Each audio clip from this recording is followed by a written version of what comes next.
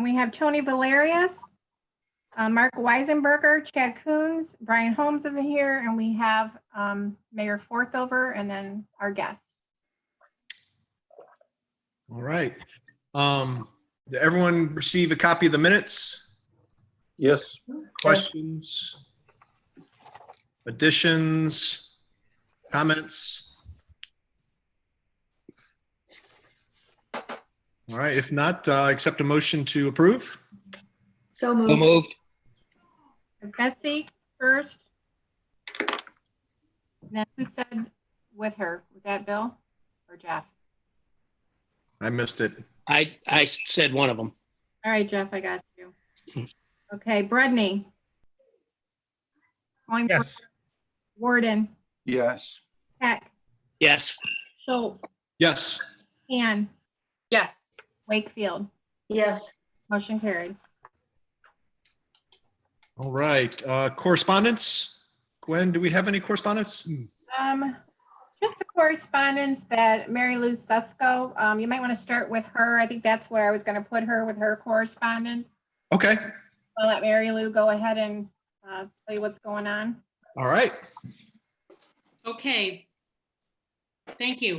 A lot of you may be familiar with Main Street Vermilion's public art project. It's called the Postcard Project. We have 15 sponsored postcards. They are oversized recreations of nostalgic and historic postcards that depict Vermilion, mainly historic and vacation-like scenes. And we've identified 15 locations throughout town for their placement. And the two that I'm bringing before Parks Board is, one is at Rotary Park, and that will be, Gwen, did you happen to get, you've got the images. Do you need Yes. to share those? I cannot share on my computer for some reason. I think with hosting, it's given me it just Okay. do it. So did you email them to people? Yes. Oh, Yeah. okay. All right. So forwarded everybody knows what I'm talking about. Yes, that's One- correct. One is at Rotary Park. It is an image of the old McGarveys, and the way it's positioned is that as you're looking at it, you will be looking through the bridge over to the site where the old McGarveys existed. The second one is in Friendship Park, and that one is of the excuse me, the Vermilion Bridge. And both of them are positioned so that the backside, which is unfinished, will go up against landscaping so that you won't be looking at an unfinished edge. However, we did decide the other day that if that is not acceptable after they're up, after we look at them and we think that they need to be finished, we are going to invest in finishing the backs. So you won't be looking at two posts, you'll be looking at some MDF board, basically like the front of the postcard, just obviously with not the artwork. So we're just looking for approval that we can go ahead and install those. The installation is still up in the air because of the current situation. Everything's kind of changed, but we're probably going to start installing some on private properties within the next 2 to 3 weeks. And then we're going to do an installation every week thereafter till they're all up. So it's kind of like a 7-week rollout. Mary Lou, what does Rotary think of having something like this in Rotary Park? You know what, Betsy, good question. I didn't ask because I really thought it was a Parks Board issue. Except that they take care of that particular property. I mentioned something to the head of Rotary, and he said he had kind of heard about it, but didn't know anything about it. So Oh, all right, well, that's true. I sent over your photos, Okay, but that was just this morning. So I Okay. heard back. Here's my concern. I looked at the photos for the whole scan of the ones that you've got, and they're absolutely beautiful. They're stunning. They're high quality. But I'm real concerned about putting them in those particular parks because they're so small. And we've already got a lot of things in Friendship Park to start with. We have the the tables, the seating areas, and we have those display areas with information about Friendship Park that explains the shipping and the ships from Vermilion. I'm really worried that that's going to overdo it. And I'm also a little concerned that if you put something on the ground level area, I mean, I love the idea of them up on the buildings and those sides. But if you're putting them down on the ground level, I think you're asking for a lot of vandalism. Well, My thoughts. not every location has a building Right. available to it. And we have, I understand what you mean about vandalism, Betsy, and that is definitely something that's always a possibility. But the way that we look at it is we can't not do something because we think of what might happen. We're willing to take the risk of repairing them should they be vandalized. They also have coatings on them that they should be easy to clean up should that happen. Now, Rotary Park, we picked Rotary Park mainly because it's one of the more underutilized parks in our park system. And I don't know if everybody else agrees with that, and maybe that's a little anecdotal, but people don't come to Rotary Park. And we kind of thought that this would be a good location to bring people to the park to enjoy that setting, because it is one of the best vistas out of any of the parks, but we just don't see people there. Well, with that being in mind, though, if you're going to put a 5x8 postcard up, aren't you taking away from some of the vista too? Not where it's located. Did you look to see where it was Yeah, located? I went over. Okay, so I it is just think up- it's very small. It's a small park. I could see Sherrod Park, I could see Shozy Park, because they've got bigger spaces. You could put more than one up. And I love the idea that they're on the sides of buildings. I'm just real concerned about those two particular parks. I don't know what the other board members think, but that's my viewpoint. You're all quiet. I have a little problem with them being on the ground too. I think even unintentional damage could result from people touching them and physically being able to contact the surface.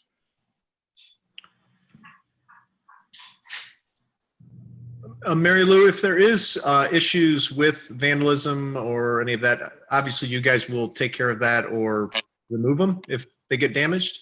Our agreement is that it's a 5-year installation, then they come down. And yes, we're responsible for taking care of them, the maintenance. Again, they are not, just to clarify, they are not going to be flush with the ground. So Bill, I understand what you mean about, inadvertent damage, like maybe a weed whacker but they won't be that far down to the ground. They are meant to be photo ops as well. Okay, makes sense. Yep, your photos look as though they're about 1.5 to 2 foot off the ground. Well, that's a pretty unsophisticated rendering that I gave you, but I would say that that's pretty fair. Pretty close to it, yeah. Yeah. I actually love the one, the McGarvey's one. I mean, personally, I think that it's great placement, and I do tend to, since I drive by that area, I mean, multiple times every day going home and leaving, I do feel it is an underutilized area that just kind of sits. So even if I understand what Betsy's saying about that it takes up more space, but I do think overall that it would just in general draw more traffic and awareness of that park that we have. I would say if we do decide to vote on it and if it would get approved, that maybe we should throw something in there that we do want to make sure that Rotary is on board with it and comfortable with it. That's fair. I had honestly not thought of asking Rotary, only because I really thought that this was a Parks Board situation, but I'm happy to go. I'm happy to ask Rotary. Rotary is sponsoring a postcard, but they wanted it in the middle of town as opposed to their park. I think the reasoning behind that was just for visibility. I don't think it was because that they felt it would detract from the park. But if you look at the placement too, it's not by the seating area.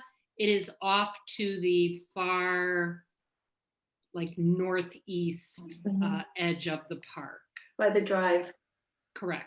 And I would say regarding the vandalism issue, I mean, that I think that is a valid concern, but I also think that, you know, I would imagine that you obviously aren't going to want that artwork to sit up vandalized or to be, you know, for that to people to be driving by and seeing that. So I would imagine that that would be taken care of Correct. rather quickly. I would maybe even think or suggest if it continues, if we do find that it continues to be a vandalism issue, then, you know, maybe have a backup plan as, you know, could it be moved to another location? Because we don't want, if it's something that would wind up attracting vandals, you know, we don't want to encourage that kind of activity. But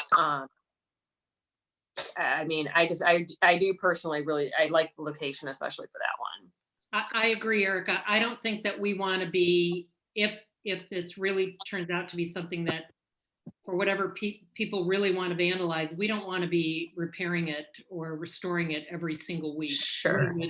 We would definitely move it at that point. But, you know, again, any postcard in this series could be vandalized in a number of ways, I suppose. I don't know that has to stop us from doing anything. We're really hoping that the community understands it. Mary Lou, the proposed sites that you've picked are the signs will go into some existing landscape, correct? You mean the two? Are you Yes. talking about the two for the parks board? Yes. Yeah. The landscaping is already there. Yes, correct. Mary Lou, this is just a thought too, for the ones that would be lower to the ground and maybe a little easier to vandalize if people really have the desire to do that. I know that Sherwin-Williams makes a commercial non-graffiti coating. Right. And I do believe that they make that in like a clear for art, like artistic purposes. And it's, I actually, my friend works at Sherwin-Williams and works in that area. So, and I mean, I really believe that it's pretty much just a wipe off type of thing. Is that something that could be explored if this is going to be a big concern? The anti-graffiti coatings are all clear, and you're right. The coating that we have on it now is something where we would be able to, we've explored that with the artists. And I'm not sure what the name of that coating is, but they're aware of it. And we have talked about anti-graffiti features in the coating. Okay. But I'm really excited about the project. But I can ask them that again, Erica, just to make sure. Mm-hmm. Your motion can be contingent upon the Rotary decision as well. Any other questions or comments? Let's is anybody willing to make a motion to approve? We can roll the vote. So I'll moved. move to second. Okay, Brudney, Yes. Gordon, Yes. Heck, Yes. Schultz, Yes. Han, Yes. Wakefield. No, Motion carried. All right. Thank you. Thank you, Mary Lou. thanks. Appreciate it. So Gwen, do we have any other correspondence? Go ahead. Sorry. we don't have correspondence, but the next one for open to the audience, we have Judy Kerno and Okay. Alex Marks. I guess I better unmute. The only thing I'm asking, it's really quick, is that living near the beach, see all of the people down there that are not respecting the social distancing regulations that the governor and the mayor have put forth. So I was thinking maybe that Main Street could get 3 banners, very positive banners, reminding people about being socially distant from their neighbors. I got the idea that when we were in Florida, we have a big pool and they had a big sign up is, what is 6 feet social distance? And it said, think alligator. So I thought maybe we could do something fun and something positive. And I talked to Mary Lou about it. And she is our creative genius at Main Street. So we were kind of thinking maybe 3 8-foot banners, one on either side of the walkway on the south side and in the middle of the north, with something really fun that would make people think, wow, maybe we should do this. So that's the only thing that I wanted to talk to you about.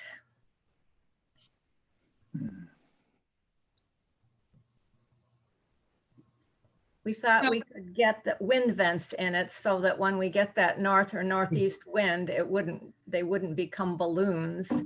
The wind would go through it. And, maybe something like 6 feet, how many flip-flops in 6 feet, 38 flip-flops or something really fun that people would laugh, but it would make them think.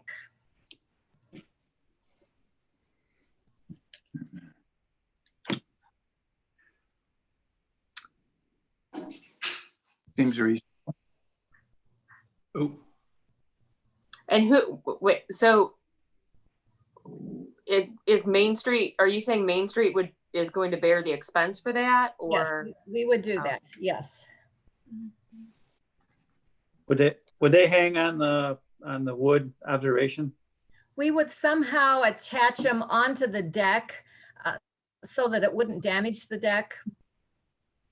And I don't know exactly the size. It would have to see where the pillars were, but somewhere around 8 feet wide and 3 feet tall, just depending on the attachment. Does it need to be approved by the historic board as well? Yes, we would have to go before them also. See, Mary Lou, what I started? You might want to check with our building department too on sign. Yeah. Okay. If I may ask, Mr. Yes. Chairman, Judy, what are these affixed to again? It would be affixed to the deck and they would Oh, okay, I see, just be temporary. I see. Yeah, if the Parks Board wanted to approve something like that, the building department wouldn't have an issue with it as a temporary banner. okay. I was thinking they were attached to a light pole or something, but they're not. No, it would just be on the deck and it would not hurt the deck and we would take it off whenever it was appropriate to do so. All right. Any other questions or comments? Motion to approve? So moved. Second, Betsy and Bill? McCann, Yes. Wakefield, Yes. Schultz, Yes. Yes. Warden, yes. Rudney. Yes. Motion carried. Judy, I will put you, if you get an application, and I'll get you on the June 3rd historic board meeting. Okay, great. Thank you, Judy. Yep, I'm going to sign off now. Thank you. Bye. Thank you Have a good Thank you. meeting. as well. Okay, next we have Alex Marks, I believe, Brad. Great. Hi, Alex. Good evening. How are you guys doing? We're good. Good, good. Hey, I know I don't get a vote or a say, but I would love to see an alligator on a sign on the beach in Vermilion, if that's a question. I think Judy's gone already. She won't know. We'll let her know. Rats, yeah, pass that along for me. So, well, yeah, I am Alex Marks. I'm representing Church of the Open Door. I'm the executive director for all of Open Door. Some of you guys may be familiar with Pastor John Jacobs and some of our other awesome team there out in Vermilion. And had the opportunity to meet with the mayor this morning and just bringing to you guys an opportunity that we've been exploring. As you may know, we have locations in multiple cities in the area, Avon Lake, Vermilion, Lorraine, Elyria. And as we have been looking at ways to fill the gap that are being created or existing during the COVID-19 health crisis, but really some of these gaps that are being exposed are just gaps in services, gaps in reaching needs that are in our communities that are just further exposed by the health crisis. And one of those ones that came up to the forefront was food insecurity, especially in the way of fresh produce. Second Harvest and others have done an amazing job with a lot of staples and even meats and things, but fresh produce continues to be one that just has a larger need than what's able to be fulfilled. At least that's what we've been seeing. So drawing on some of my past history and experience and some of what Open Door has done in the past, we began conversations with a couple of cities about putting together urban micro farms on vacant lots. And it caught a little bit of momentum, as you might guess, in Lorraine and Elyria, where there's some maybe amplified need, but also availability of space. And so we were able to work with them on a few grants. We were able to partner up with some national groups as well as Open Doors contributions and partner up with some grants to put together a couple of micro farms starting in Lorraine. And so we thought, if this is a way that Open Door can be reaching the communities that they're serving, where we know there are needs in Vermilion, just like there are in other major cities, is that something that would be a partnership opportunity between the city of Vermilion and Open Door, where we could be providing the resources and the know-how to produce, fresh food. Gives us the opportunity to also, we'd be seeking to employ folks who are currently underemployed or unemployed, maybe as a result of the health crisis, and put fresh produce out there. It's something Open Door has some financial capacity to do. On the other projects, we've met about 50% of the cost, but really what we'd be looking for is just to see if it's an opportunity, see if it's something that would be interesting to the city of Vermilion, and then strategize about how to actually implement it there in the city. So in meeting with the mayor, he suggested that you guys, with your space and just being in the world of Parks and Rec, might be interested in the conversation. So the grants that we put together for the other cities provided about, we were focused on an individual urban lot, so about 3,000 square feet of growing area under plastic hoop house, greenhouse cover. We were looking at 6 months of growing.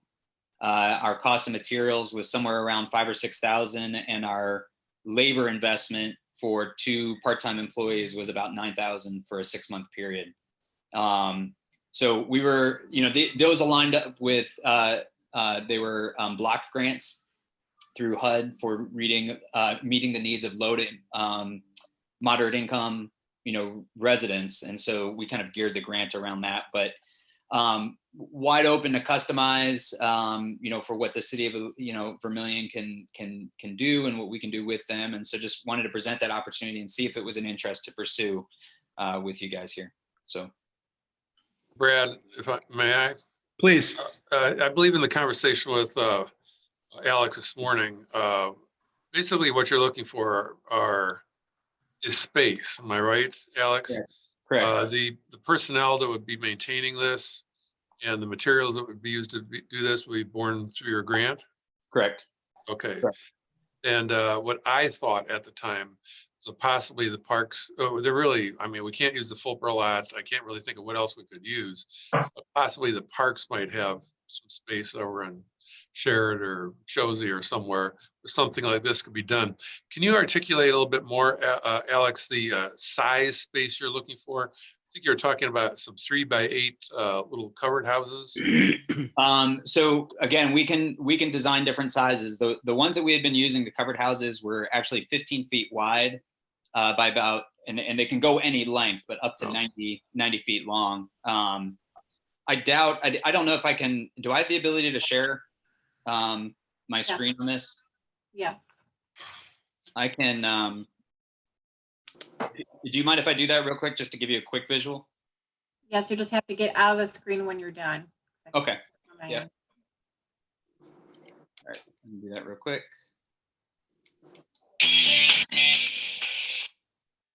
Sorry, can you guys see the video on YouTube loading? Yes. Okay, this is what it would look like. This is going to have a little bit of a marketing feel from the organization, but can you guys see that okay? Yes. Sure. Yes. So it's very simple. It's a covered 3-season hoop house, plastic ground cover, and then we grow right on top of that. And any vegetable crops, fruits, tomatoes, lettuce, greens, spinach, but this gives you kind of a visual. So this is about 15 feet wide, and then you can see it can extend any length through there. Got it.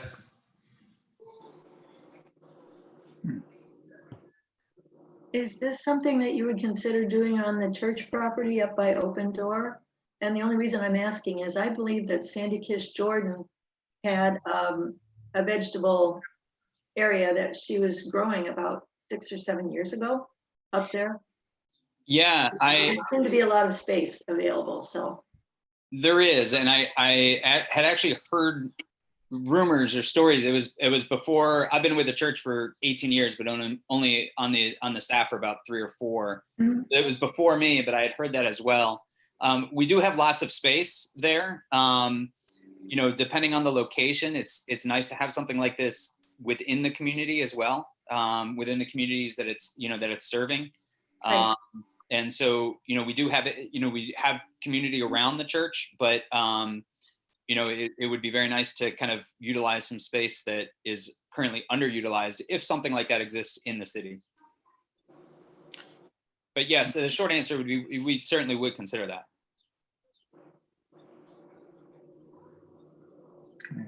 So I guess the question to the board then is, do you have space like this that is, as Alex says, underutilized, that could be used for this purpose?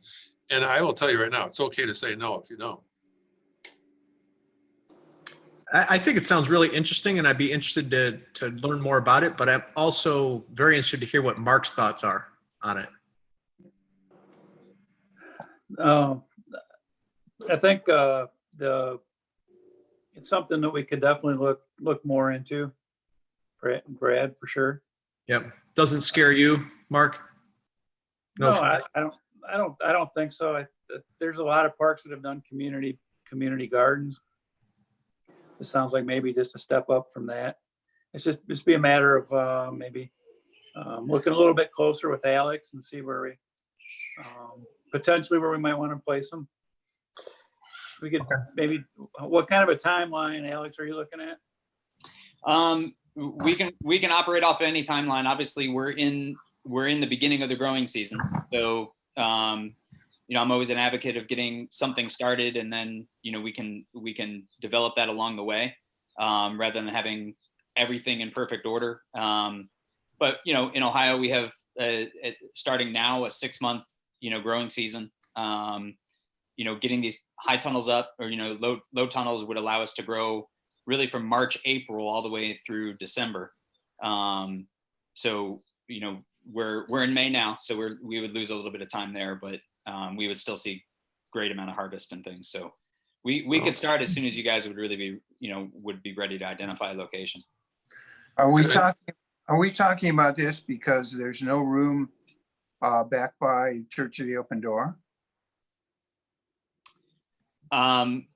No, again, we could utilize that space. I'm just always an advocate of, honestly, I'm an advocate of partnerships and collaborations.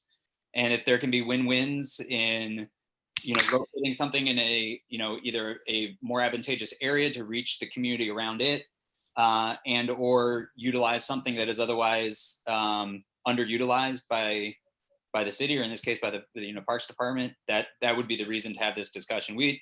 we would, be more than willing to put it on our property and still, reach out to meet the need, the food need in the city. That's not an issue. This is just a matter of, before we start something, seeing if there's additional benefits and collaborations to come to fruit. I may have Well- missed it. So Go ahead. So is this something that, so you guys manage the growth of the produce and handle like distribution and getting it to where the need is? Or is it a true community garden in the sense that if my family wants to have a 6 or an 8 foot by 4 foot area to kind of, plant what Right. it is that we want, and then we're responsible for maintaining that area?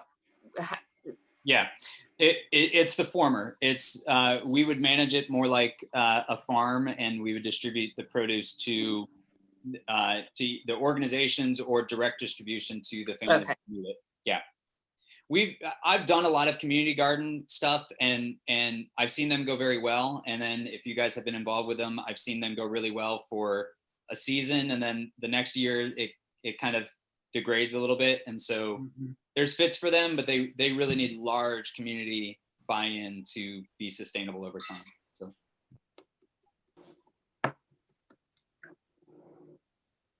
I think it's an interesting idea, and I also think we need to, as a Parks Board, identify spaces that might be appropriate, and then get back with you or meet with you outside of the meetings tonight and go over some areas. Just my thoughts. I agree, Betsy. I think, I don't hear anyone seriously opposed to it. So I think what you're looking for, Alex, is really just whether we would entertain exploring it further. Is that correct? exactly. Yep. Is anybody opposed to us, whether it be Terry, me, or even Mark, communicating with Alex further, and we could report back next month? Does anybody be opposed to that? That'd be a good idea. Aren't you missing the growing season now? I'm sorry. The growing season is upon us, and if you put it off for another month, you're gonna miss quite a bit. That's a good point. I could suggest maybe 3 of you meeting with Alex, and we can maybe shoot for a special Zoom meeting for just that purpose. You can let me know and I'll set it up. If everybody's available, we have a quorum and then we're good to go. What about, there's also something that bothers me about the potential for security or lack of security at a place like Shozy, excuse me, or Sherrod. I mean, who would be responsible for keeping an eye on that after hours?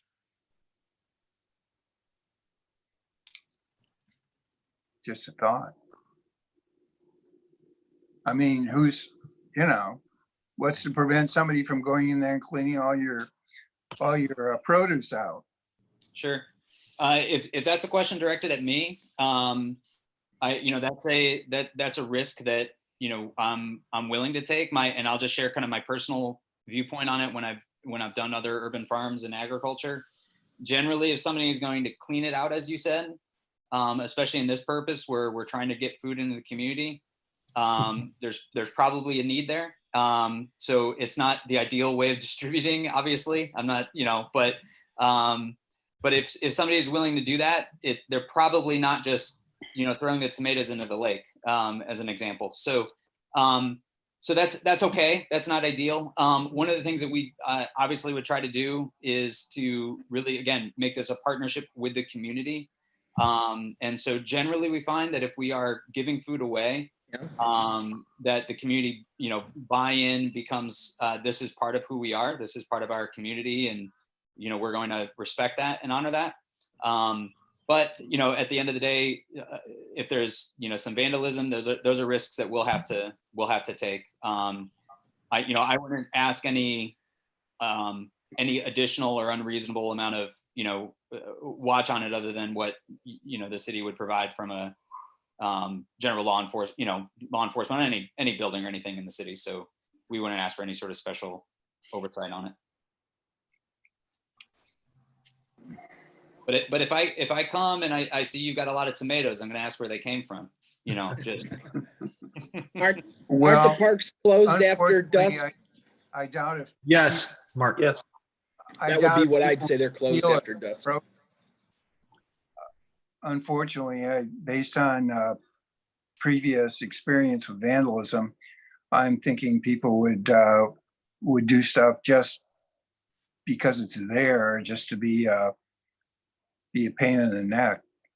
I don't know. Seems like if it was in a place that could be a little more secure, and if you're talking like West Breeze, that might be a little closer to homes, which could report any kind of problem. But even that is relatively remote. And I don't know. It seems like if it was in closer proximity to the church, that you would have a little more control. That's just me. Sure, that's valid. Let's go ahead and proceed with, as Gwen mentioned, let's go ahead and take this away. It doesn't need to be in front of this whole group. Let's go ahead and take this offline. Gwen, can you connect Alex with Terry and I? I can.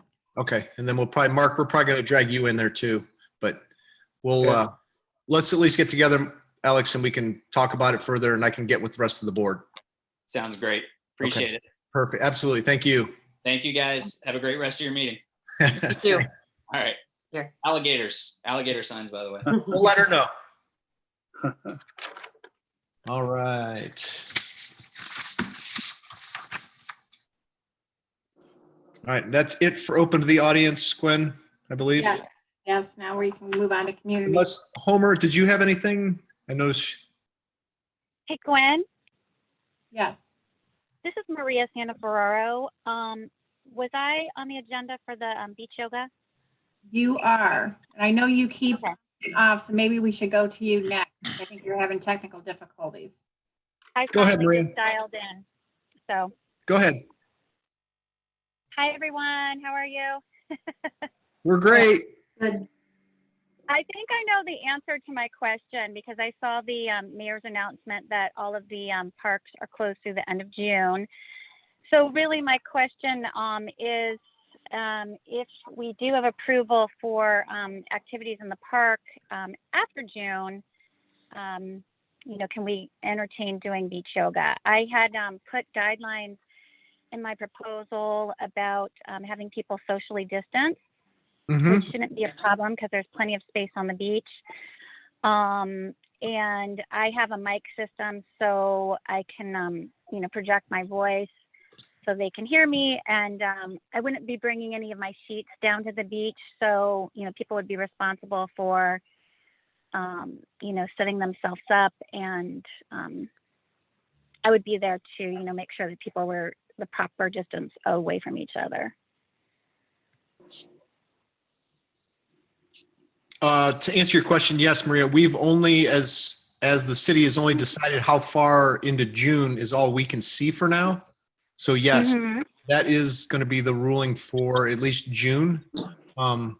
Mayor, you can obviously step in, but right, that's as far as we know anything, correct? Through June, you're talking about, Brad? Yes, sir. Yep. That's correct, yeah. Maria, how many people do you usually have for your event? It just depends. Anywhere from 10 to sometimes there's 30 students. And a lot of that depends on what time of the year it is, like right around the 4th. There's a lot more people in town. So I wish I could say, or I could control it and say only 10 people can come. There's really, I don't know if I could manage having a sign-up system and how I could even control that because people just tend to, show up because it's donation-based and they don't have to pre-register or anything like that. But we get a pretty nice turnout. That was one of the reasons that I was thinking about doing it maybe in Sherrard Park in the grassy area because there's that big, huge grassy area overlooking the beach, and maybe that might be a better location because we could really spread out up there. Yeah, the intent of the restrictions was to avoid things like crafts fairs, beach glass events, things like that, that obviously attract a lot of people. Now we're on a borderline here of 10 or maybe a little more than 10. I mean, I Yeah. just hate the idea of shutting down just everything. If, Well, I will tell you that I have had so many emails over the last 2 weeks of people asking me if we're doing beach yoga. I know people are really just wanting to get outside and be in nature, and you know, I want everybody to be safe too. So it is a little bit different in that, you know, people aren't going to be congregating around tables, or, you know, I understand.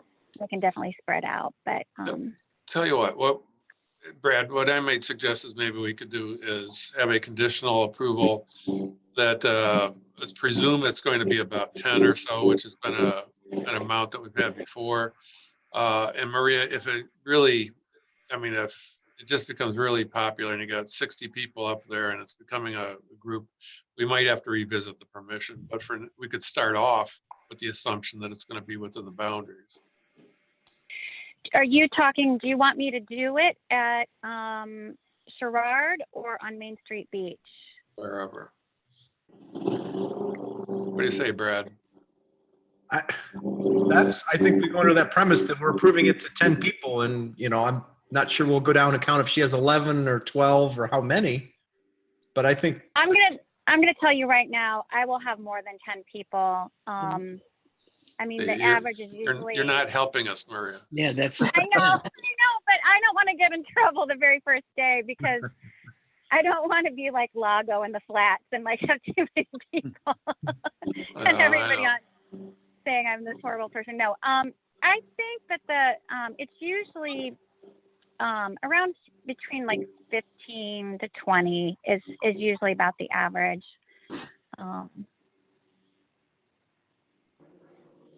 What if you had to start, I'll see, but if those rules don't change by July, then we'd have to just keep rolling it back and back until there's no summer left. I would still say, let's try it on the assumption that it's going to be like other years and it's going to be a very small group that's extremely spaced out. Yeah. That's my thinking. Anybody on the board have any other Well, I thoughts? think if you stress the social distancing mandate, I think that's the first step, no matter how many people you have. Yeah. And you know what? I mean, I can control that, because as people are coming down, I can tell them to spread out. And Maybe you could break them into 2 groups of 10.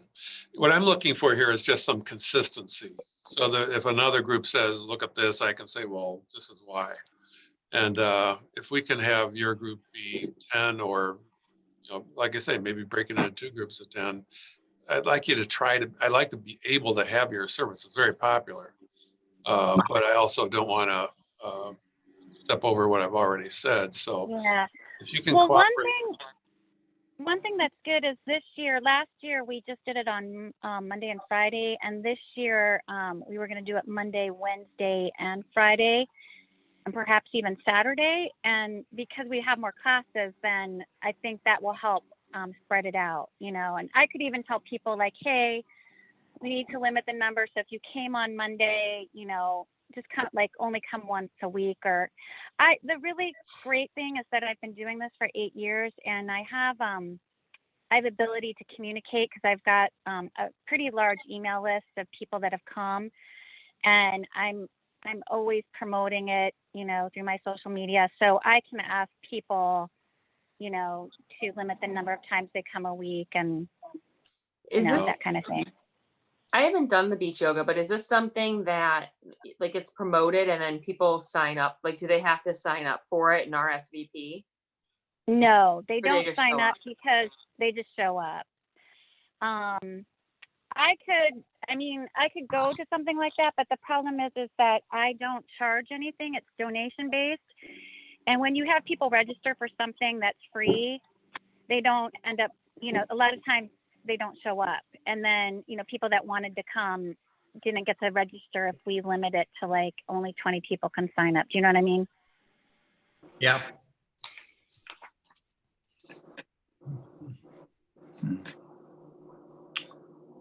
Okay, I'd say from the city point of view, I'm saying, if this could fit within the spirit of what we're trying to do, and it be around 10 or increments of 10, I'd say let's give it a try. But Maria, you just have to understand that if we run into a problem and people complain, we might have to. Absolutely, absolutely. And I take it very seriously. So yeah.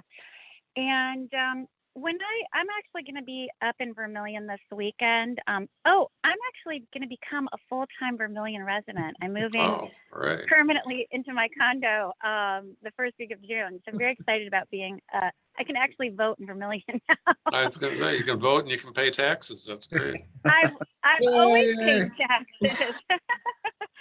But I'll check out Sherrard Park and also Main Street Beach, and perhaps doing it at Sherrard might be the ticket, because we can be on that grassy area and really spread out and not be getting in the way of anybody else that's on the beach. And I mean, that would give us an even better opportunity to social distance. So that might be the better option too.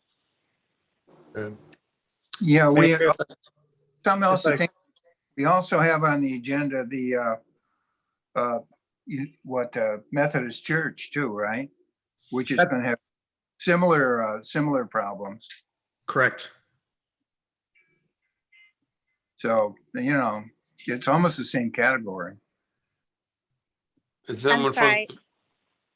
Oh, What are you are we on talking the about? Methodist Church now? No, we are not. Well, it's gonna, they're overlapping. No, your point is well made, Bill. Absolutely. But we're not, they'll change on me yet. Mayor, if I might add, Maria's point of maybe going out to Sherrod to start with might not be a bad idea. With the high water, we haven't done much with Yeah. the beach yet. Yeah, I think we should just do it at Sherrard, and that way I can really get people to spread out. There's that big grassy area. We'll still be outside. We'll still be looking at the water. You want a motion for conditional approval for, as Jim said, no more than 10 right now until we know what's going on? Correct. And we just need to know, Maria, if you decide to change, or are you deciding now to change to Sherrod Park? Let's do Sherrod Park. Okay.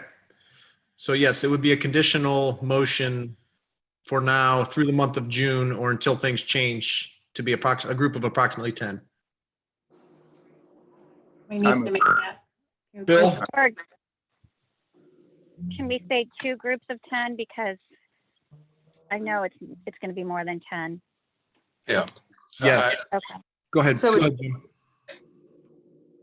I agree. So with 2 groups of 10, does that mean one would be like 8 to 9 and then the other group is like 9 to 10 in the Yeah. morning or whatever time? Okay. Yeah.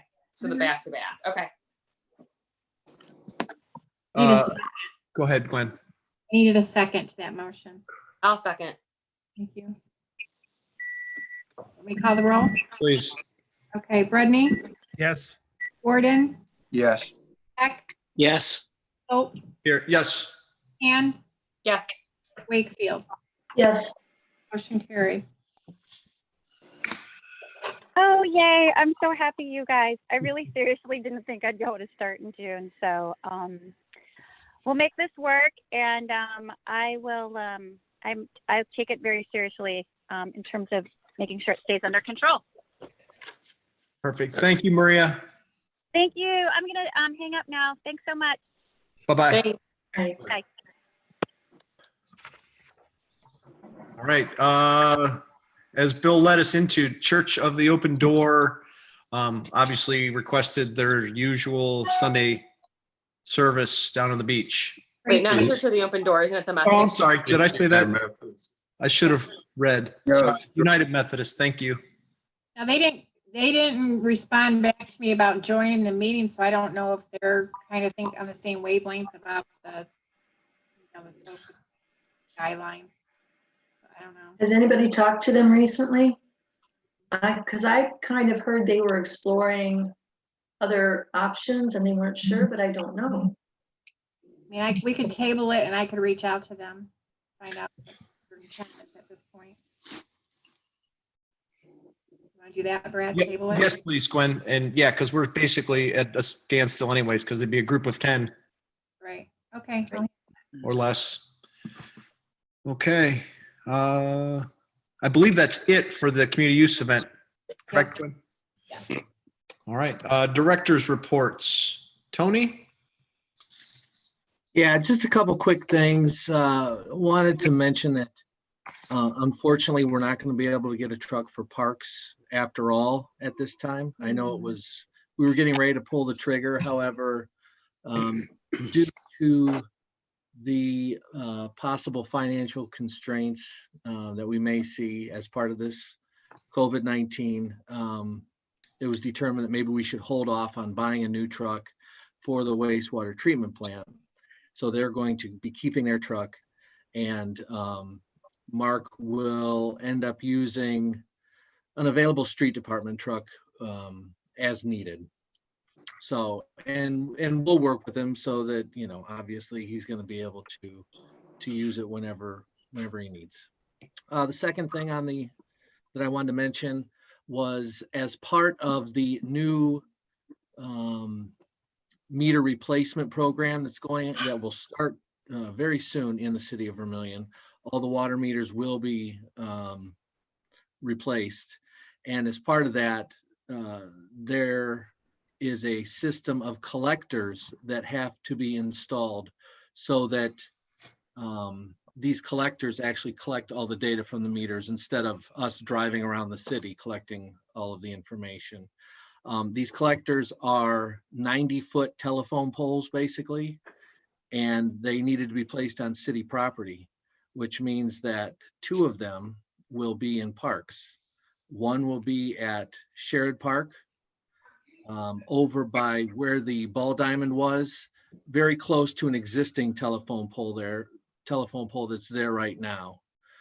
And the other one will be at Shozy Park, by the ball fields, where, and actually they may be able to take a pole, an existing pole that's there that holds some of the lights for the field, and just replace that pole with the new pole and then remount the lights. We're looking into that right now, but that's where the other one's going to go. There will also be one at the pool in the right of way, but just wanted to mention that. I alerted Terry of that already, and he felt, well, okay, I mean, you have to do what you got to do. So there was a propagation study done, and these were the best locations for the poles. So, and that was all I had tonight. Any questions for Tony? Yeah. Chad, are you still there? There he is. Any report, Chad?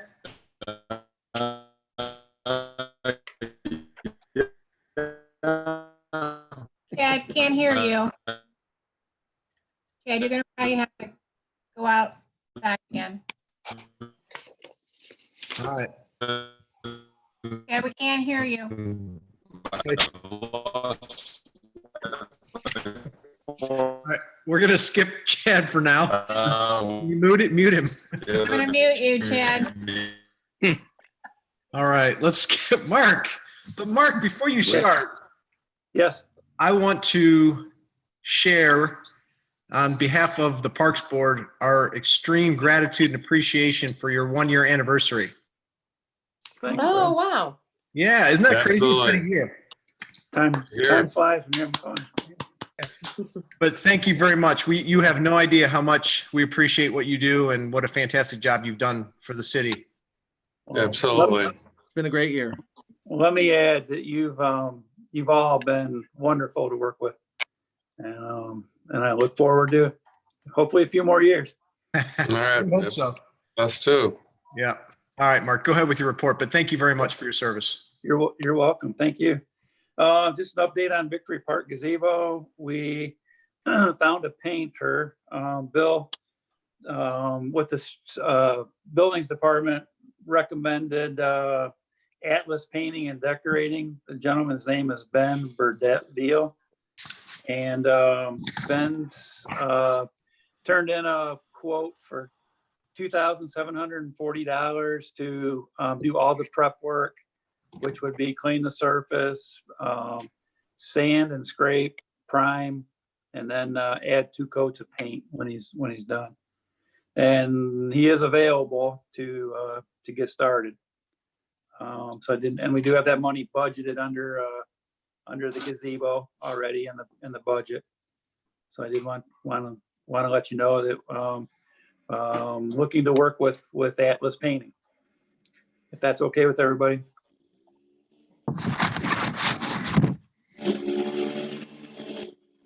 Well, Any questions or comments on that? All right. that's good. I'll need to approve, correct, Gwen?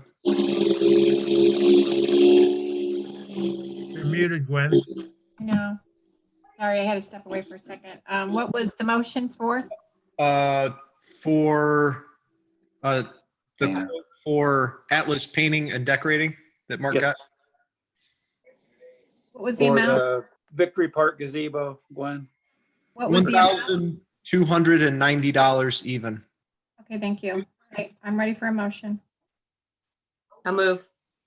Erica? Second. Dennis? Warden, Yeah. Yes. Heck, Yes. Schultz, Yes. Rodney, Yes. Wakefield, Yes. Dan. Yes. Motion carried. I'm gonna calling Chad and putting him on speaker. How's that? Can you guys hear me now? Oh, we have him. Yeah. All right. My son was on Xbox playing online, so I think he was taking up a lot of the internet Hear ya. talk now. So, all right. So we've been still continuing with football to meet with our league just to kind of make plans, kind of contingency plans, just in case things don't start on time. So, with all at this point, I've been talking and trying to figure out availability of the fields for baseball. Other communities been that we have played with in the past, they've been looking at options for us to play. We have different leagues for different age groups, so I'm dealing with a bunch of different leagues, and they all have different opinions and different start dates and that sort of thing. So we're just trying to work through that.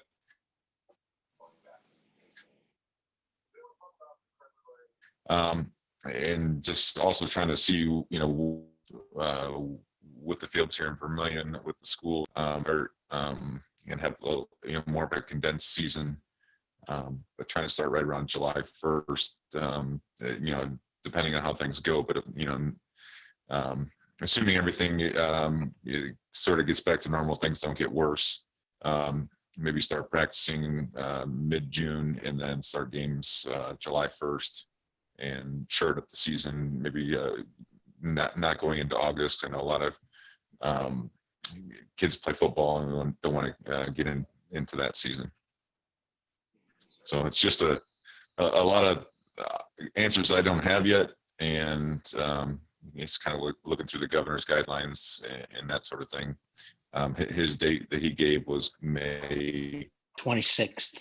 26th. 26th. But, yeah, I think that's still, 26. But that to me, I think it's still a little early. I still want to kind of wait and see, for the safety of the kids, just kind of see how this thing goes, and maybe try and start, like I said, mid-June with practices, and July 1st, try and get the season started and shorten it down to about 4 weeks, 8 games. 4 weeks would be my ideal.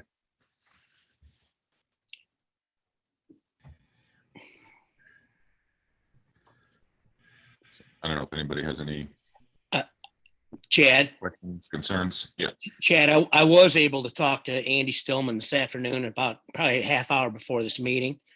Okay. And, I emailed everyone the guidelines that the governor put out. It's real similar to the ones that were put out that you guys have that are related to the pool. And it has, the arrival at the venue, practice, athletes, mandatory responsibilities for coaches, spectators, umpires, what to do leaving the venue, confirmed cases, reporting it to the health department and all that stuff. And it's a quite extensive set of guidelines that you have to keep track of. But basically what Andy Stillman said today, that both the Erie County and Lorraine County Health Departments and the school, they're probably looking at some other guidelines coming out by the end of the week. And the uncertainty of it is kind of unbelievable, but they are looking into opening the school facilities anyway.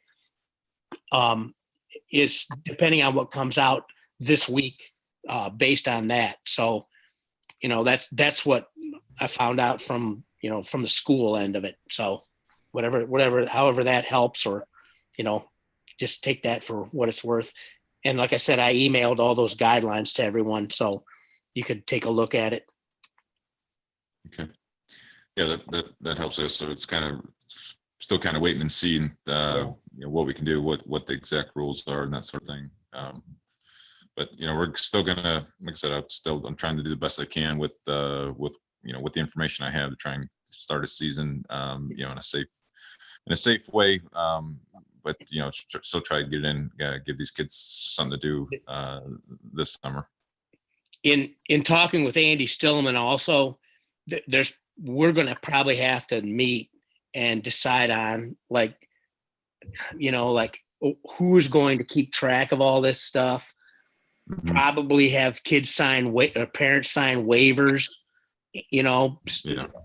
stuff like that. I mean, there's gonna be so many things that everybody's using the word, this is all unprecedented, but it's true. I mean, this has never happened before. So it's just going to have to be a matter of just being very conscious of what all this entails. There's stuff in there about reporting cases to the health department and tracking every person at every event. And I mean, it gets crazy. So if I can ask, Jeff, what did you say you're waiting for the governor by the 26th? I don't know if it's they're waiting for either the health department, the Ohio High School Athletic Association. I don't know if the governor's going to come out with anything different. I don't think the governor's going to come out with anything different. I think the governor's set guidelines in place. I think it's going to be more the health departments, the schools, and the cities. I mean, there's so many different ways that the facilities are governed. Ours, for example. If you look at how it's governed, it's the school and the city at different times of the year. So, the facilities, it's going to have to be a coordinated. I think that's going to have to happen.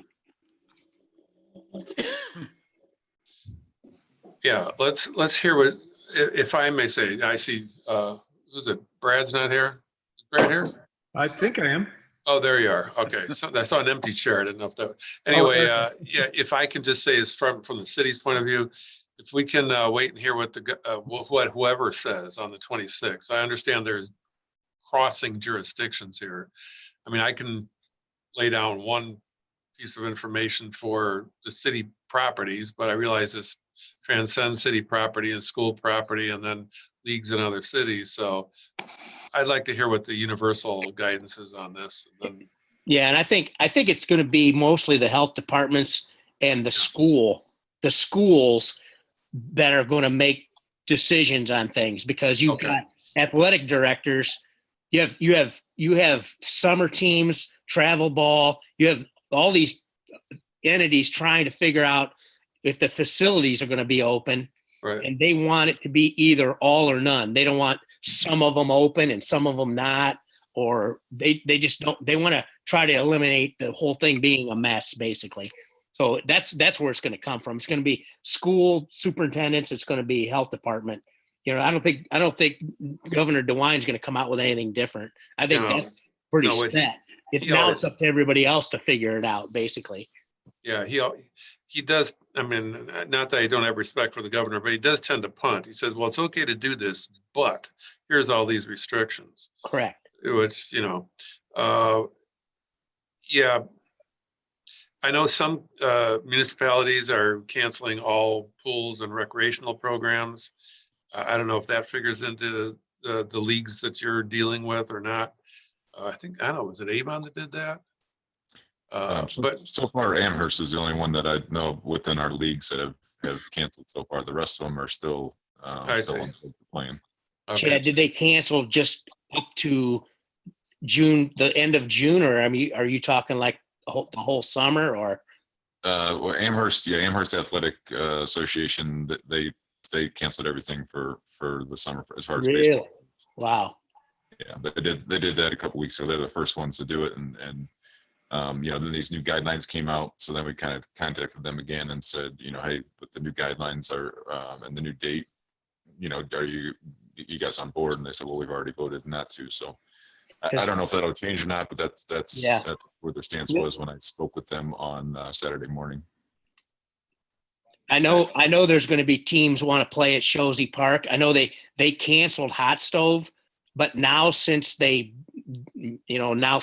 changed the rules, basically, they're going to try to have some kind of an abbreviated season, and that would involve Shozy Park. So, that's going to involve the city. So, I'm not sure how that's all going to play out. Yeah. Yeah. Can you let me know what comes up on the 26th, Jeff? You don't mind, Brad? Yeah. Okay. Thank you. All right. Yeah. Sounds like we're on a holding pattern. Yeah. And what else do you have for us, sir?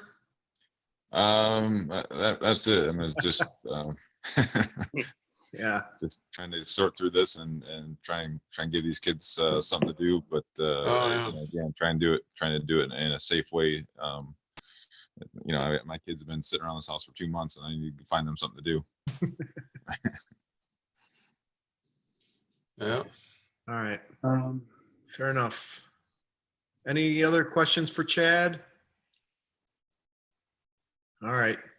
Mark, let's go back to you unless you were finished. Okay. No, I do have a couple more things. And kind of along those lines. Mayor, I don't know if you've talked to Robbie Brown or not, Short Thing. No. She contacted me the other day about looking for some guidance on when and what they were looking at some limited hours, some limited items to open up down at the beach. And, I told her I would bring that to the board and, then get back with her and let her know what they seem to be on board with all the COVID-19 guidelines and are aware of all the things that they would have to do. But I think are open to not opening necessarily right away, maybe even, in mid-June or 1st of July or whatever. We think that the board will work for them. Okay. If I may, yes, Brad. Go ahead, Jim. From the city point of view, just from the city, not whatever the board says is different, but from the city point of view, I'd treat her treat Short Thing like any other business. On the governor's orders, no parades and no gatherings of 10 or more. They can keep the crowd down to less than 10 and use the usual social distancing and sanitation. I'd consider them like any other business. Okay.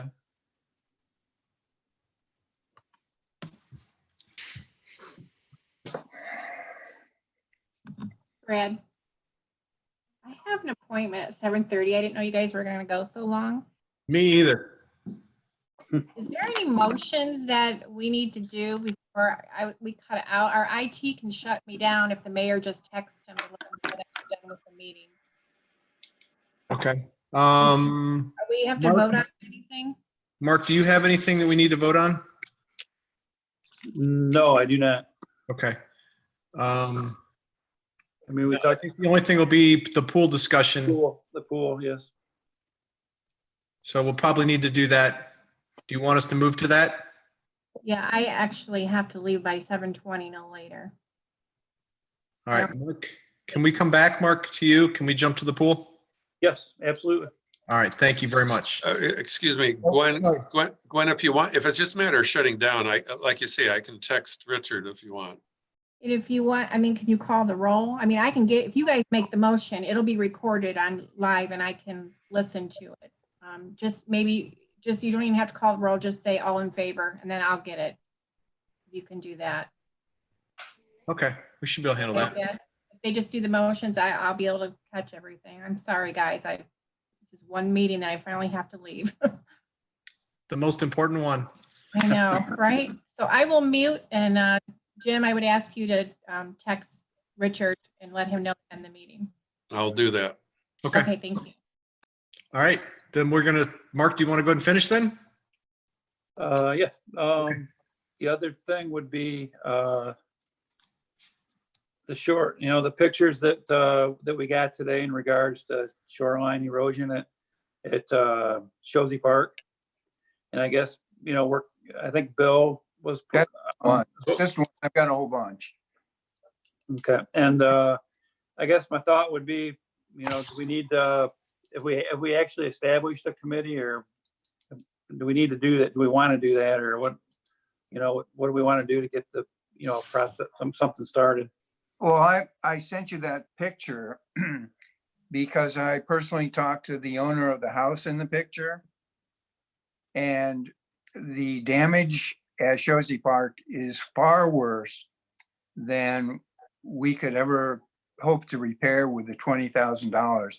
He has already contacted Mark Haynes, and his problem is that our erosion is beginning to affect his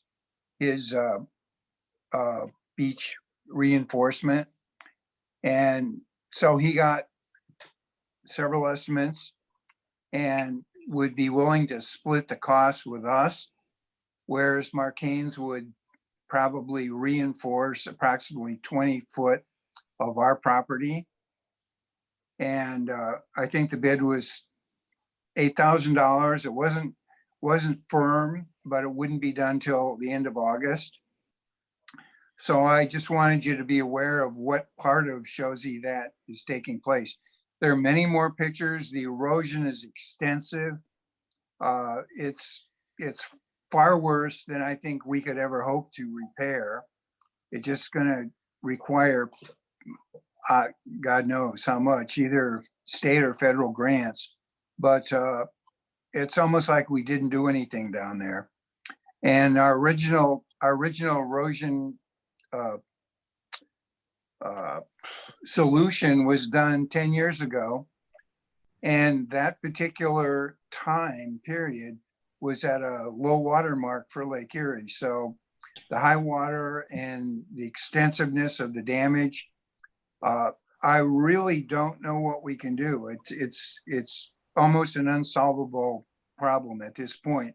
But the fact that that one owner is directly affected, and I don't think because of the deterioration of our wall, I'm afraid that we could be liable if we don't maybe step up and take advantage of his offer to at least help reinforce that part of our property that is causing him to be potentially damaged.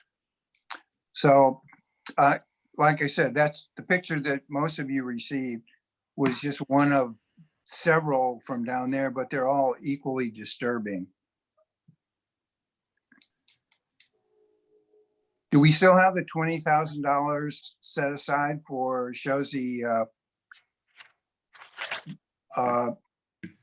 the repair that's been put off a number of times? We do, yes. Well, that's an alternative. I mean, the funds are technically there. Some. But at this point, I wouldn't make a proposal to say, this is how much we should allot or need, but the round figure that he gave me should be well within reason. And we're familiar with the work that Mark Haynes has done in the past. So it's not totally unreasonable. But like I said, the problem continues to remain unsolved. And I don't see a solution in the future. Go ahead, Homer. You have a comment? If I can get unmuted, yes. There we go. I had actually tried to speak back during the public participation part, but was specifically on the issue of erosion primarily. I was going to say, you all know my opinions on the pool, so I'm not going to repeat them. But on erosion, you may know that I care a lot about erosion and about beaches. And I've completed a project here in my home recently, and I've done a bunch of others over years. And I did send Mr. Warden a communication today, but I would welcome the opportunity to consult with him and with the committee and try to help with any solutions on this, because I think some very significant solutions over a period of years may be needed. Excellent. Thank you, Homer. All right. Mark, I think we may have expounded on your point, but I'm not sure you were done yet, were you? No, I guess basically it was that, you know, what do we want to do do you want to, I mean, make a couple contacts maybe with ODNR, coastal management or somebody like that, just to kind of see what, you know, I'm sure, you know, permit wise or, you know, some things along those lines. Probably wouldn't hurt. So if that, is it the opinion of the board that you guys are aware of and understand the significance of John Landau's request to repair the part of our property that's adjoining his? I mean, you guys are at least aware of that problem? Yes, aware, but not to the degree, or I'm not sure what are you getting at, Bill?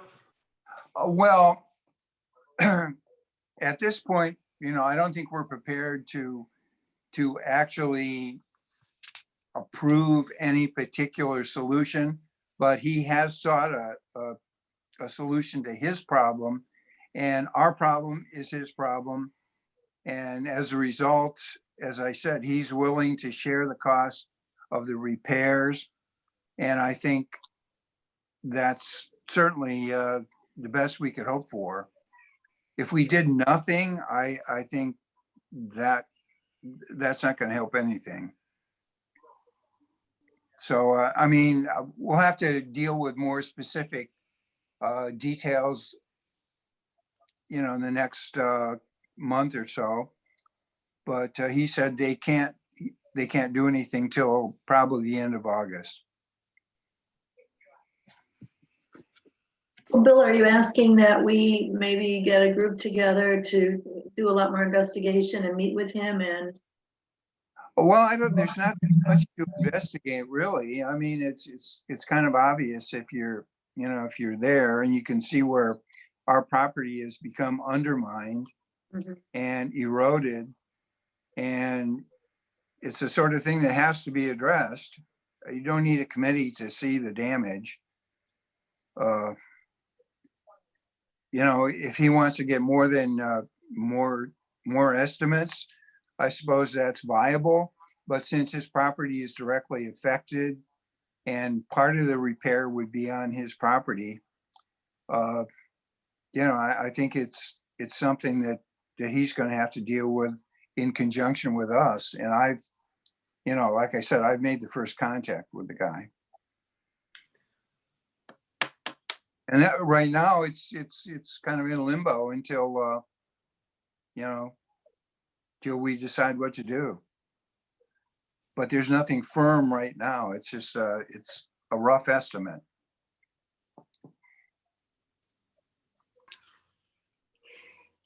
Okay. So no action at this point? I don't think so. Okay. Okay. All right. Could I question Mark's potential for getting rid of some of the logs at the base of the hill at Shosse Park? There's probably 3 or 4 logs that are at the end of the pier that make it even harder than usual to have access to what's left of the pier? Can those be cut up and removed, or is that just something that is an ongoing problem? If I might add on that, Bill, last year when we talked to coastal management, they recommended leaving any logs along the shorelines for protection. And the discussions we had last year, kind of a rule of thumb we came up with was that at Shozy and Shared, we would do that. But at Main Street, where we needed more access and Okay, more of a useful beach, we would try to clean up. makes sense. Speaking of Shozy, is it possible to restore the walking path at Shozy? Yes, it's definitely on the radar. We'll get her. So we get a lot of people down there walking. Yes, Thanks. you're welcome.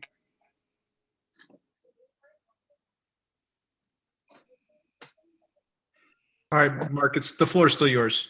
Okay. The other two things that I had were in regards to planning. If you want to wait for subcommittees, or I can just cover it now. One was, we talked about last week as far as trying to do a community-wide survey to try to prioritize some of these projects based on what feedback we would get from the community and see what's important.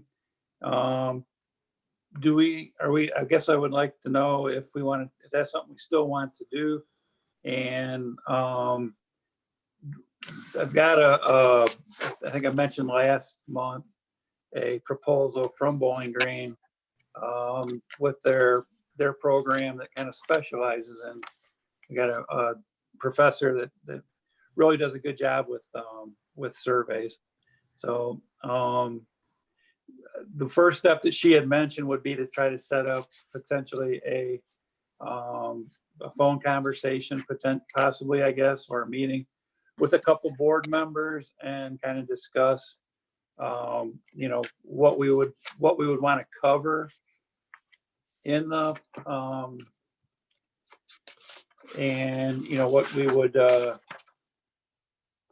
what we want the process to look like, what our goals and what our scope might be of the project, and then kind of go from there. That's just one possibility, I think, that we could resource that we could utilize, and I think get a nice. They're currently working with Bowling Green, Parks and Rec, Toledo Metro Parks, and Norwalk. So they've done a lot of this kind of work. So I guess that's something I wanted to try to get a little more direction on. How do we want to move forward with that, and or not at this point? Does it involve questioning the public for their opinions on park use? Yes. I don't know, it seemed like it would be skewed in a particular way because of this COVID-19 problem. I don't know, certainly extraordinarily unusual times. That's true. That is true. I mean, I don't know what kind of valid answers you would get from people. I don't know. I think it's a great idea, but the time might be the right time.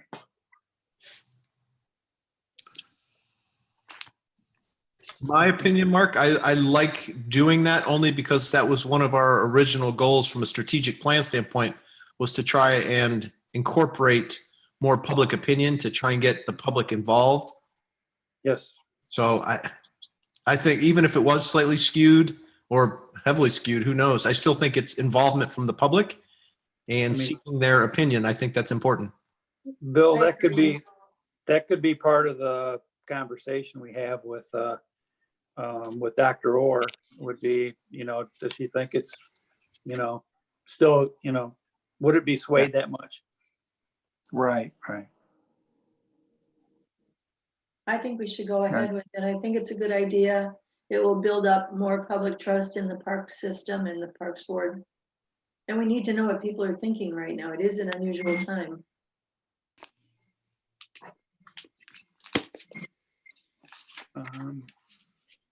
Brad, how do you want to go about making that? How should I go about making the initial contact? Do we want that to be maybe with, can we do a couple park board members and Yeah. Tony or the mayor? Or how do we want to, who do we want to involve in that first meeting? Yeah. I don't know. Jim, would you or Tony, do you guys want or feel the need to be involved, or would you want us to go ahead and just handle that as a small subcommittee?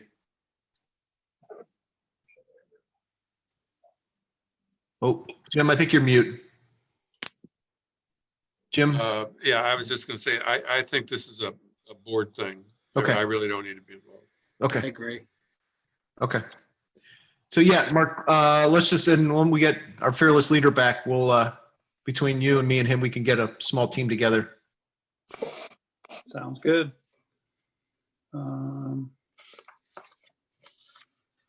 The other planning piece I had that we had mentioned last week was I got some more information some direction from Larry Ellswick. I had talked about with the conceptual plan for Shared Park, and we're looking at $2,000. He would do preliminary designs for us to look at. Do two or three of those that we can fine tune, and then he would do a final drawing and a couple site visits and so forth. But it will give us a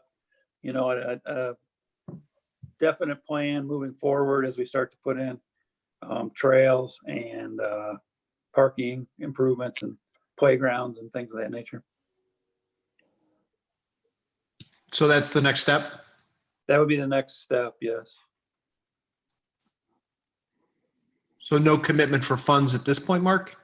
Well, like I said, his estimate was $2,000.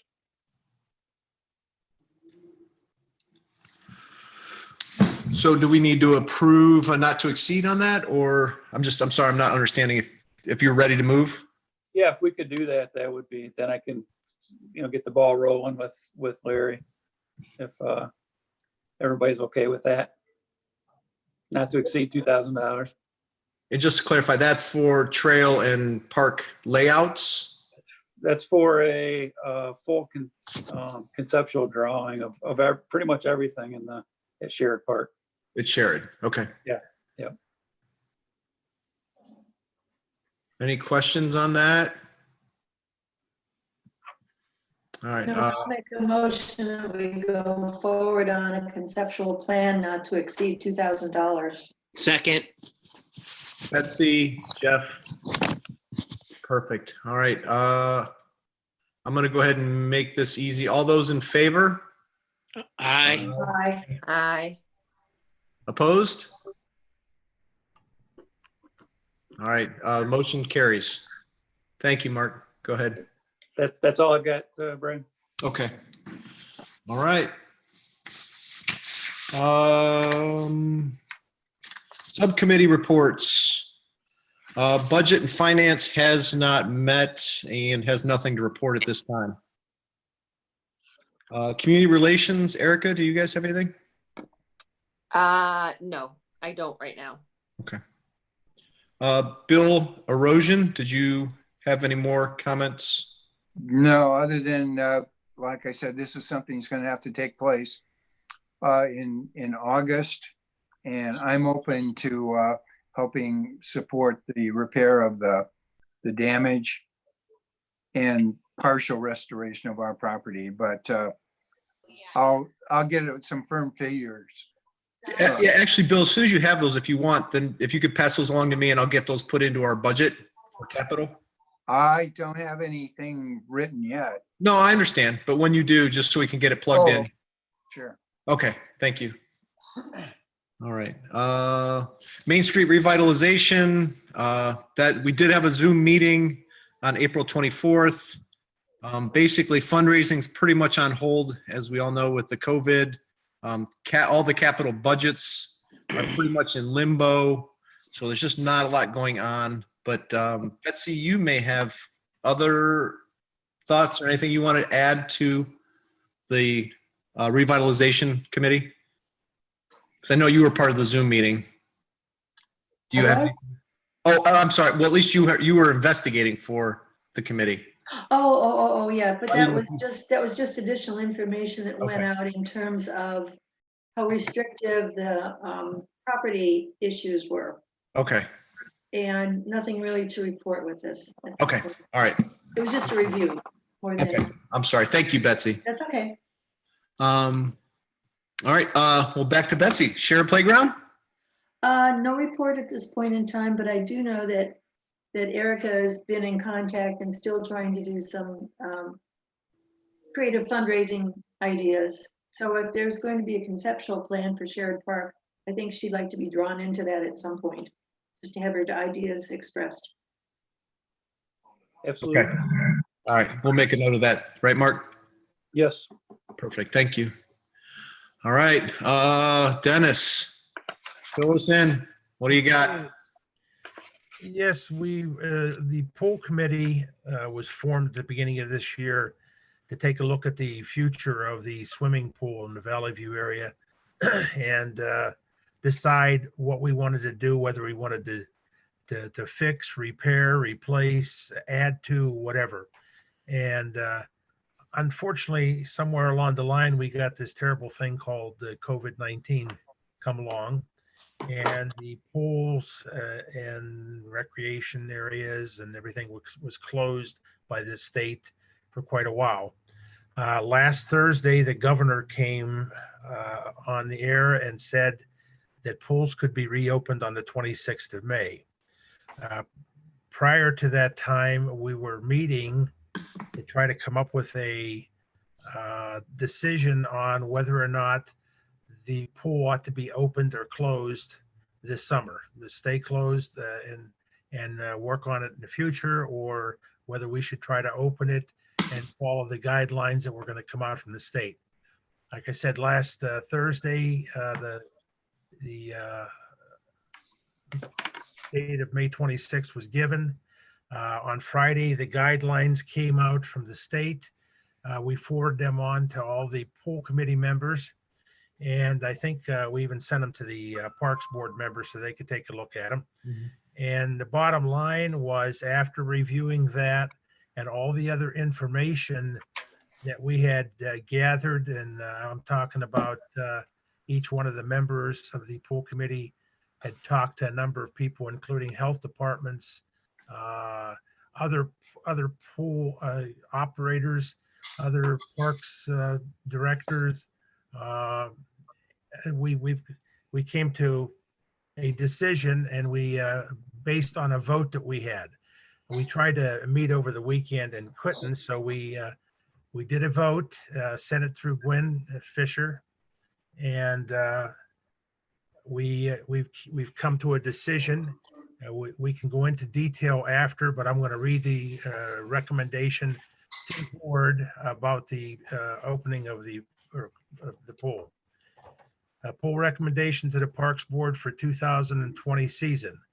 After much discussion, the Vermillion Parks Board Pool Subcommittee voted 5-2 to not open the Pineville Community Pool for the 2020 summer season. Three main concerns cited for not opening in 2020. First of all, protocols. COVID-19 protocols recently announced by the governor's office and the state Ohio Department of Health. Secondly, liabilities. Liabilities associated with COVID-19 virus in relation to pool staff and patrons. And thirdly, finances. Because of the predicted loss in city revenues and loss of income due to potentially lower pool revenue, make covering pool expenses very difficult. We don't believe we will be serving the community well if we are not prudent. No solution is going to please everyone. We prefer to err on the side of caution, safety, and fiscal responsibility. Excuse me. The pool subcommittee formed to assess the current conditions and long-term sustainability of the pool will continue to plan for the future. The Parks Board will be encouraging community input through a variety of surveys to determine long-term options for the pool and prioritize the park projects. Amid the unusual and uncertain circumstances, we believe this to be the best service we can render at the present time. I also would like to mention that Mark has recently done a lot of contacting of people involved with parks. He's got a lot of information, and also that the mayor had gone to meetings of other mayors in Lorraine County and got information on how the direction that they're going. But Mark, could you reiterate a little bit of the information that you recently got about what other people are going to do? It's just brief, just through some email, the group email that I'm part of through OPRA, and Chad may have seen them as well. But basically, it's just a lot of the different parks directors that communicate. And other than one or two that are still waiting, to make a decision, and for board meetings and so forth, the majority of them have decided to close for the various reasons that you mentioned. And then I guess one of the comments that I thought was kind of an interesting way of putting it was that the director from the Ohio Park and Rec Association said that, how much fun can these activities really be with the restrictions and all the precautions that are being put in place? The benefits get to be so diluted by these guidelines that we may actually be doing a disservice by trying to open. But those are just a couple comments that kind of, there was another one, Kurt Carmen, who's a pool operators course instructor for 40 years, has some concerns about, yes, if the water is treated exactly, the way and maintained perfectly, it will kill the virus, they feel. But assuming that properly maintained pool water will kill the virus is a very big assumption, was his one comment that kind of jumped out at me. So those are just a couple things that I think that went into, at least from my standpoint, went into the decision. I guess one of the other points I would like to make would be, I know you mentioned kids are looking for things to do. I think maybe what we could do would be to look at guidelines and getting the proper guidelines in place that we might be able to try to get and manage getting the skate spot back open, and trying to do that and manage the crowds and the distancing and the disinfecting a lot for a lot less with a lot less effort and cost.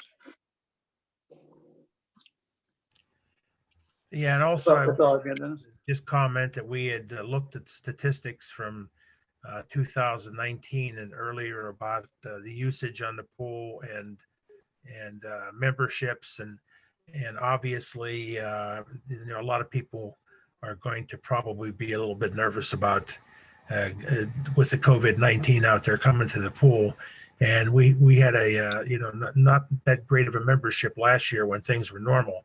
I mean, that's just one of the factors that was looked at. But I just think that we have to be prudent at this point and look at the safety of the community, and hopefully get past this and look on to the future of the pool, what we're going to do with it and how we're going to handle it in the future, and bring something good into the community and not take the chances this summer.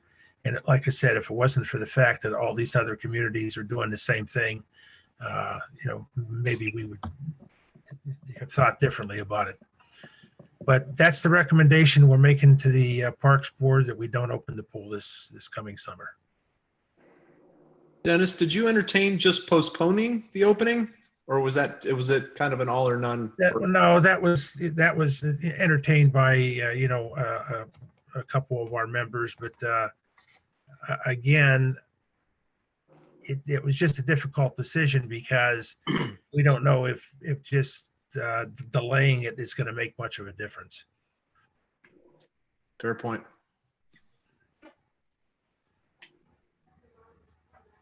So I guess we need, how do we need to do this, Brad, as far as a motion? What? We have to present something to the mayor from the Parks Board, a recommendation about, we voted 5-2 to not open the pool. Okay, and so yes, that's the recommendation of the subcommittee Jim, are you on? Yeah, sure. Is Yeah. that, so it is is that ultimately up to you? So the Parks Board would recommend to you, or would it go to council? I would like the Parks Board to accept, if you choose to vote on the recommendation of the subcommittee. Then based on the total board's vote on that subcommittee recommendation, I will take that to the public. Perfect. Okay. Mike, did you have a comment? I do, and this one, again, I am on the Parks Board Committee. My wife and I are on the Parks Board Committee with Mark and Terry and some of the other Dennis here that's there. And obviously with my comment, you're gonna understand that I was one of the yeses. And sitting at the Parks Board meeting today, again, we were voting to say, open the pool. So if we're not gonna open the pool as a Parks Board, I think we better be prepared for the kids to be at these other venues, and how do we keep their social distancing? So if we're gonna be at a public facility and we're able to try to help keep social distancing and monitoring and cleaning and things like that, now we're closing that down. And here they come to our skateboard parks and our regular parks and the beaches. Into Main Street Beach, and now we're sending these children and families to a very unsafe and unsecure swimming environment. As a public, we agree with, we're on the board to help the board make decisions. So this is as a public person, again, we're not a member of the pool, but we join to help a public view. So we're just giving a public view. Right. Families are very eager to get their kids involved in something. From my program down at Sail Camp, I've been getting emails and I'm like, you're hearing the same things I am too. We don't have an answer yet, you know, and families are itching and kids are anxious. And I understand the safety of looking out for everybody, but it's getting to the point, well, what can they do? So as just a public perspective, and I don't want to go against the grain because we are with the board and we were at least one to open, as you can hear.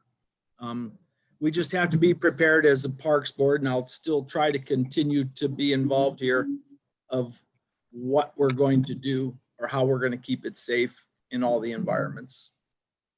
Thank you for letting us say something. I would question, was it discussed that this could actually have like so I know you said one of the things that was taken into consideration was that an anticipated like loss in revenue or memberships. Did we consider that we could actually have the opposite effect, that with you know, recreation and stuff being a little bit up in the air, and other activities, camps, for example, that are being canceled, things that kids would normally, you know, participate in throughout the summer, with those being canceled, that maybe more families would take advantage of the pool and we would actually have more revenue. I mean, or I don't know how the sign up and everything, or the memberships for the pool are exactly handled, but what's the public interest been? Do we have a lot of people asking if it's going to open and when? Well, Brian had talked to a number of community members. Unfortunately, he's not here tonight. And what their general comments were is, we understand if the pool doesn't open this summer because of the COVID-19, because a lot of people were concerned and a lot of people were worried about, you know, sending their families into an environment that they're not exactly sure, you know, what's going to happen. But they were more concerned about if it closes this summer, we understand, but we want to make sure that that doesn't put a nail in the coffin for the future of it. So, you know, Brian passed on that yes, the committee has been formed to look at the future of the pool and make sure that that's where we put our time and effort, you know, from this point on, into making sure we come up with, you know, a good solution for the community, you know, for everybody to have a safe environment and something good for the community to use. But this summer there just was, it was very difficult because with all the guidelines that were coming out from the state and everything, it was going to be really difficult for anybody to maintain all the guidelines. And, you know, it's not like we can go out and hire more people to help Bob. You know, we don't have the money to do that type of thing. So one person to do all that stuff that's going to be required, you know, like the disinfecting every 2 hours or at the maximum, and all the other things. You know, just looking at all that, the finances, the potential difficulty, and if we do have a drop in memberships, yeah, there could be an increase in memberships, but I'm not sure that you know, looked at that as a possibility, because everything I've heard has been in the opposite direction, where people have said, you know, they're a little bit fearful about this type of environment. And how do you keep kids in a swimming pool from getting together to have fun? You know, it's really difficult to maintain that. And according to the guidelines, when the kids aren't in the pool, they should be wearing masks. And that, you know, how's that going to happen? You know, it's not going to happen. So it's kind of a difficult situation at this particular point.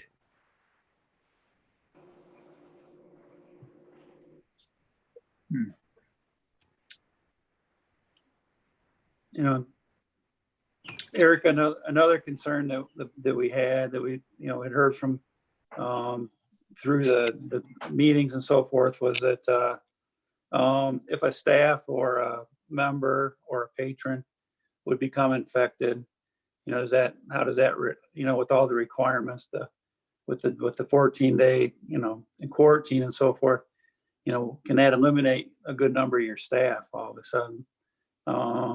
And then with additional people coming to the pool, with other pools closing, you got more people coming from more communities. And again, that potentially could increase, you know, the opportunity to pass the virus. Those are just a few things that we talked about in our meetings. I guess our main thought was, if we could somehow get through this year and use the time and the effort and the money to plan for the future, I think is what we talked about towards the end of our last pool meeting. Bill, did you have a question or comment? I would just, Bob has been here the whole meeting. I'm just curious if he had anything to add. Bob Cunicella. Yeah, the only thing that I'd like to add, and Mark, I don't want you to take this the wrong way. Yes, the skate park is a viable option, but quite frankly, the people that come to the pool do not go to the skate park, and vice versa. I mean, I fully understand why we're doing this. I had actually already planned on how we can do it and do it successfully. And just, Dennis, just so you know, it wouldn't just be me, excuse me, sanitizing the place. I had two young ladies out of the blue call me and say that they'd be more than willing to help me every day. But again, I understand the financial ramifications, and I believe I put that in my email to Gwen on Sunday, that would be probably the biggest drawback. I mean, I'm kind of at a loss. I'm not quite sure what I should say, because I don't want to say anything that's going to come back and haunt me. I will, however, say this, Mayor. Yes, sir. Be prepared for some phone calls. Oh, they'll have to get in line. A long line. I know. I have a question as I'm new to this. If the pool does not open this year and the city had money set aside for it this year, is that money still going to be there for next year, or whatever opportunity is down the road for us with a community pool or facility? Or if you don't use it this year, it just goes elsewhere? Or if you were going to allot $10,000 to the community pool this year and we do not open, does that just put somewhere else? Or is it earmarked, you know, we didn't use this in 2020 for the summer for the pool, let's hold on to it for next year. Maybe there's going to be those repairs and that type of There's thing. still the roof repair. There's still some repairs that the pool needs to piping leaks. Just a question. Might not be this week. Maybe it's next week or next month, rather. Basically, as far as the dollars and cents were concerned, what we had kind of done at the beginning of the summer, or beginning of the spring, I should say, is we had decided that there should be a certain amount of money coming in from memberships and everything. This was before COVID-19, understand. A certain amount coming in from the income or revenue to the pool. And then the leftover amount, which I believe was like $32,000 or $34,000, would come from a split between the general fund and the Parks Board. Kind of like a handshake, we would do that. And now one of the problems is revenues are going to be down for both the Parks Board and the city. And we don't know what's going to happen with revenues at the pool, because we may not have as much usage. So the bottom line is, we just kind of took a look at it, and I think it was going to be difficult if the costs went up because of having to buy things to sanitize and do the other things necessary to keep the pool safe. That's going to be some additional expenses that weren't planned on. And, as a Parks Board, I don't think we have the extra revenue to want to do that. And I don't, Mayor Forthover, I'm sure the city is looking at that way too. You don't have extra funding to provide for maybe an additional cost this year. This year, no, not additional cost. No, we had gone with the idea of a minimal investment, and if we don't have that, then we don't have it. Next year, we honestly, seriously have no idea what next year's going to look like. So Colleen, I'm not sure we have a real good answer to your question. It is something obviously the board takes very seriously. We had budgeted to make sure we were going to be able to pull that off for this year, but I'm not sure. There's just too many unknowns. But I do agree with, it sounds like the pool committee's already talking about the planning that should take place for next year. What should we be doing with this downtime? Because I know there was a lot of major repairs, deck and all that. So now is really the time we need to be talking about and making that happen, not letting this go by the wayside, and be talking about it next spring.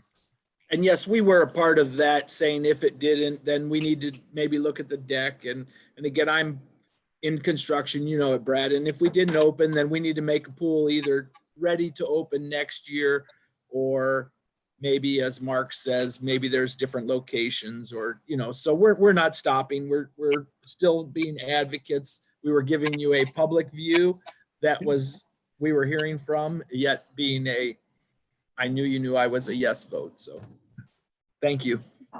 Absolutely. All right. So Dennis, your committee will continue though, correct?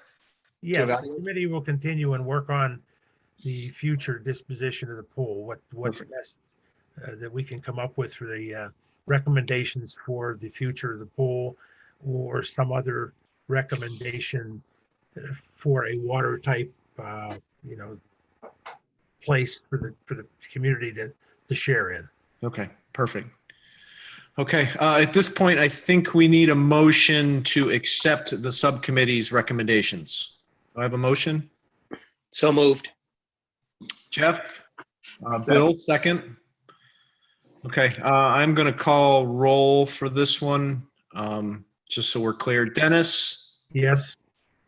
Betsy Wakefield? Yes. Erica Can? Erica? I'm sorry, Erica, did you say yes? He's muted. I think you're mute. Sorry. Yes. Thank you. Jeff Keck? Yes. All right, Bill Warden? Yes. Brad, yes. All right, motion carries. All right, so that'll take care of for you, Jim. You can Yes, take it does. Okay. Yes, and I gotta say, there was some really excellent work done on that committee. A lot of, I mean, regardless how you feel it came out, a lot of really good insight and thought. I mean, this wasn't just a emotional reactive thing. This was based on some fact. Yeah, thank you, Dennis. Good leadership. You're welcome. Wish it could have been different. Yeah. Yes, thank you, Dennis. It is a good, we will continue to serve. Okay. Great. Thanks, Reenies. Okay. Anything else? The only thing I have, financial report. Parks Capital, currently we are sitting on $152,400 in the capital. Rec, we're at 1,294, and that's including the 5,000 that was transferred in from the general fund. So basically with that in a holding pattern, that could be interesting because that would be up to us to fund from the operations levy, any shortfalls for rec. And parks operations were at $236,307.13. So Amy did want me to make sure that we all understand that there is going to be some question marks as far as timing for income for both of the levies, as well as the amount and the timing could be in question with more delinquencies. So just for budgeting purposes. Old or new business to come before the board?